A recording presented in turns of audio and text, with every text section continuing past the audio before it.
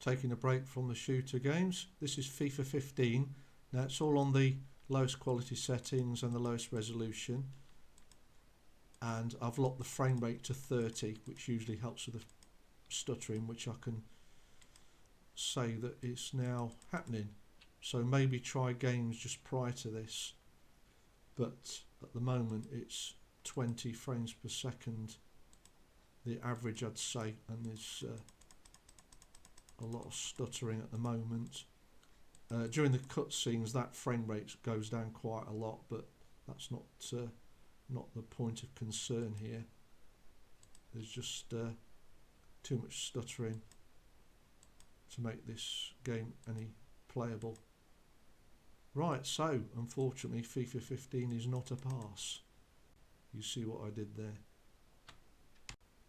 Returning back to FIFA, I've noticed that Bandicam recording seems to make the stuttering worse, so as long as you're not doing any other process, then you may be able to play this game without too much stuttering.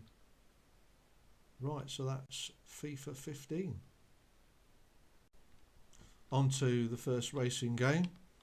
Now this is Need for Speed Rivals, and it's quite a comprehensive racing system, so what you could do is maybe try the ones earlier in this series, because the frame rate's not even touching 20, but I thought I'd try it anyway because it'll be a good test for when I do the CPU upgrade that I mentioned in the opening part of the video.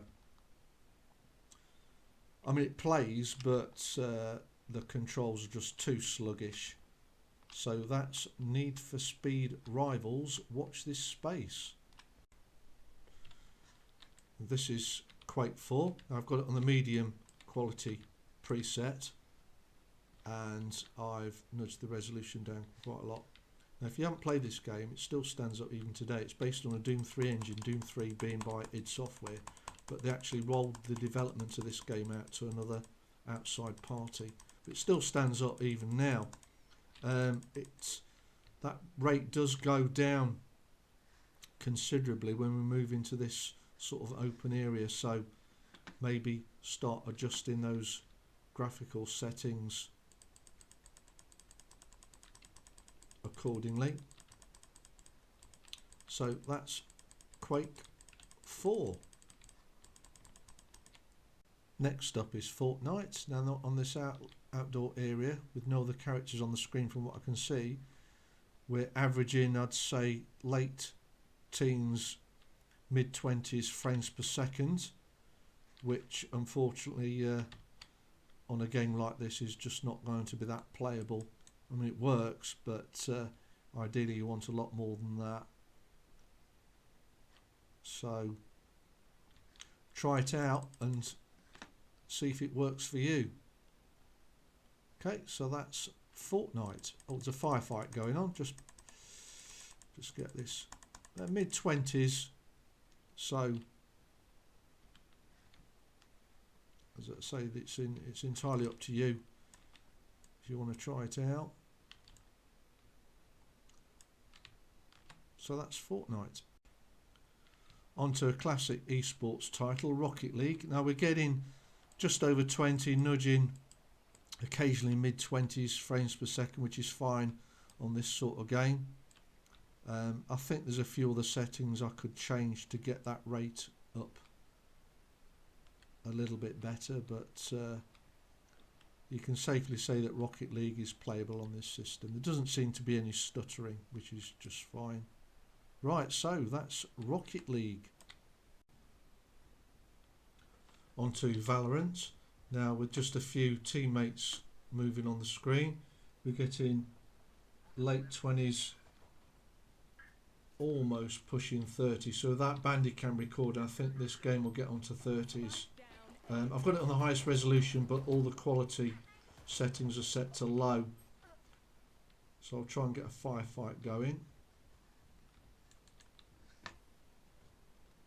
It's still mid-20s. Yeah, so you can play this game but it's like mid-20s, mid-20s, early 30s frames per second. And I think if you can get that resolution down, you get to pause the game and do just that. Just get that resolution down a bit. Right, so back to Valorant. Now I've put the resolution down by quite a lot, and it's got the frame rate up to more acceptable, nudging 50s, mid 50 frames per second, which is just fine. So that's Valorant. On to Grand Theft Auto 5.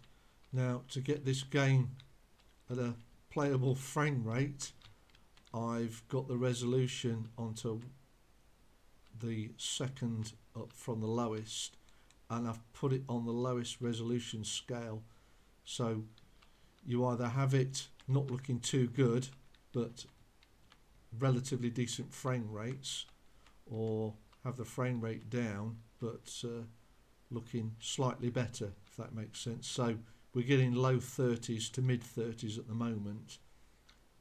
It's not looking that great, so it's entirely up to you what you feel is best, and a lot of the other graphical settings are either switched off or set to low, and there's a few stutters as well. And yeah, it's if you notice there's a few texture glitches as well, so feel free to try it, but I don't think this is going to be that playable, to be honest, as it stands. Right, so that's Grand Theft Auto 5. Just to sum up then, this Antec 110 very small form factor desktop computer is ideal as it stands for home office work. In fact, 8 gig of RAM should be enough, to be honest. It can also play a few games, but make sure you've got 16 gig or above, and adjust the Windows settings for performance, and also in the BIOS set the integrated graphics to have the maximum of VRAM, and in the Intel HD